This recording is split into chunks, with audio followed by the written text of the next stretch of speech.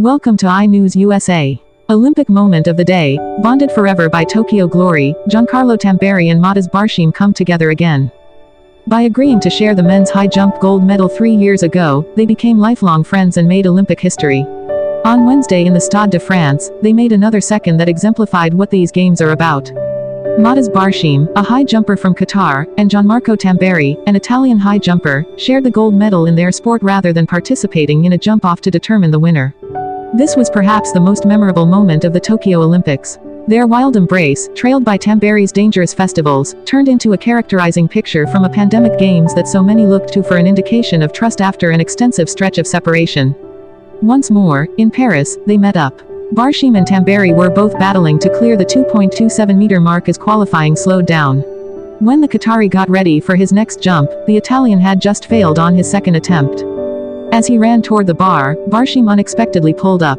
He hopped on one leg and fell behind the pad, writhing in agony. The primary man to his side, Tamberi, the Italian console Barshim, who was very likely in his last Olympics, as a Puerto Rican clinical colleague likewise surged in to deliver help. In an effort to ease the 33-year-old's leg pain, the Italian stretched his fellow Tokyo gold medalist's calf. With the assistance of his companion and specialists, Barshim had the option to return to his feet. Barshim won his third and final attempt at 2.27 meters, advancing to Saturday's final. "I truly want to believe that he will be fine by Saturday," Tamberi said a short time later. "I really want him on the field. I must be fit myself, however I maintain that he should be there in the opposition." The Italian neglected to clear the 2.27-meter level yet figured out how to meet all requirements for the finals at any rate. He will probably also compete in his last Olympics. The bond this far-fetched companionship partakes in the Stade de France this year is probably not going to be one of gold, rather more one of coarseness. Tamberi had to overcome a bout of kidney stones in order to even make it to the competition, which added to Barshim's injury concern on Wednesday. While he's feeling much improved, the Italian said he's actually getting his certainty back after a profound stretch during which he needed to wrestle with the possibility that his Olympics might be over before they started.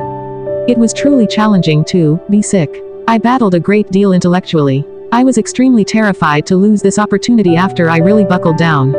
I'm not stowing away. I cried a great deal since I would have rather not lost my Olympic second, however I'm here now and what's done is done," he said. "I only spent a few hours in the hospital. I didn't want to be in the hospital for 3 days before the competition, so I decided to leave despite the doctor's advice to stay the night. I took a chance, but there is always a risk. To the extent that I know everything is gone, the fever and the aggravation. Presently, everyone's eyes go to Saturday to observe what could be the last Olympic section of this brandishing companionship. The bond this unlikely friendship shares in the Stade de France this year is unlikely to be one of gold, instead more one of grit." In addition to Barshim's injury worry on Wednesday, Tamberi has had to fight through a bout of kidney stones to even make it to the competition. While he's feeling better, the Italian said he's still getting his confidence back after an emotional stretch during which he had to grapple with the idea that his Olympics may be over before they began. "Being ill was very difficult. I struggled a lot mentally. I was very scared to lose this chance after I worked so hard. I am not hiding, I cried a lot because I didn't want to lose my Olympic moment, but I am here now and the past is the past," he said. "It was just a couple of hours in hospital. The doctors told me to stay the night, but I signed to go out because I didn't want to be in hospital for 3 days before the competition. I took a risk, but everything is about risk. As far as I know everything is gone, the fever and the pain. Now, all eyes turn to Saturday to witness what could be the final Olympic chapter of this sporting friendship."